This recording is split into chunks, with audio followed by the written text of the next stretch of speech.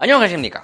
니꼬쌤입니다. And on this video we are going to learn what I think is one of the coolest design patterns, the observer pattern. Once you learn this pattern, you are going to notice it everywhere. The observer pattern is from the behavioral category. If you don't know what that means, check the first video of this series where we first introduce the concept of design patterns and learn about their categories. The observer pattern allows us to observe, to watch parts of our application and ensure that when one part changes, all the other parts that depend on it can automatically update themselves. With the observer pattern, we define a subscription system where various parts of our application can subscribe to other parts. Just like how you might subscribe to a newsletter. When something changes in the part you are subscribed to, the newsletter, all subscribers get notified about this change automatically. This way, our application components stay updated and work together smoothly. Similar to how your mailbox gets a new edition of the newsletter whenever there's something new to share. As we know, the category of behavioral design patterns is all about how elements communicate with each other. This is what this pattern is for. It's to share information among different parts of an application in an efficient and organized way. The observer pattern has two ingredients: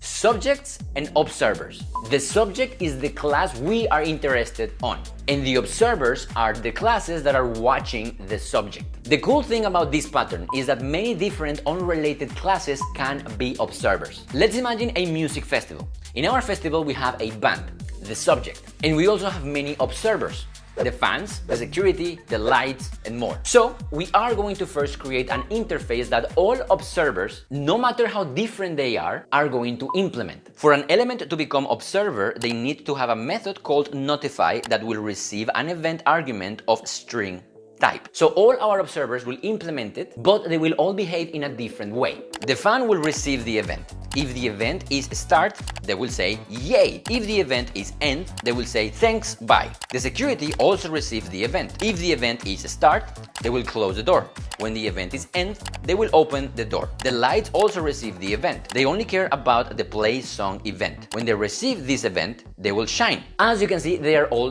different, but they all implement the same method in their own way. So now that we have the observers, let's implement the band, the subject. Just like anything can be an observer as long as it implements the observer interface, anything can be a subject as long as it implements the subject interface. The subject interface will need to have three methods: one to add an observer, one to remove an observer, and another one to notify the observers of a change. On the implementation, on the band class, we are going to keep the observers on an observer array. The add observer method will add an observer to the array. The remove observer method will remove the observer from the array. And the notify observers will go through the array and call the notify method of each one of the observers. Remember, all the observers have a notify method. Here, all we are doing is calling that method with an event. Then, our band class will call its methods. When the concert starts, we will notify the observers with the start event. And we will also notify the observers with play song and end concert. Recap.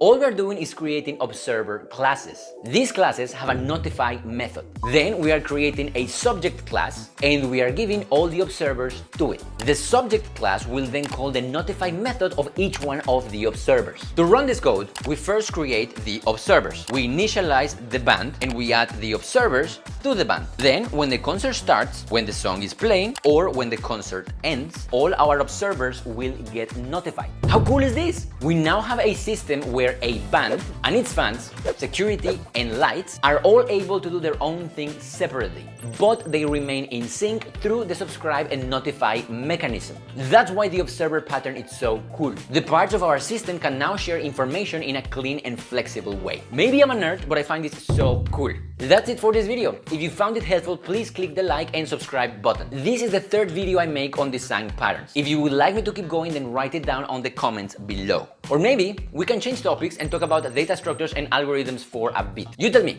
Write your opinion down on the comments. I'm gonna be looking at them right now. If you like the way I explain things and you would like to learn things like JavaScript, Python, React, React Native, Go, Dart, Flutter, among many others for absolutely free, all you have to do is click the link below to join any of our many free courses that you can take right now for absolutely free with me. Click the link below and I will see you there. 언제나 감사하고 사랑합니다. See you on the next one. 다음에 봐요. Bye bye.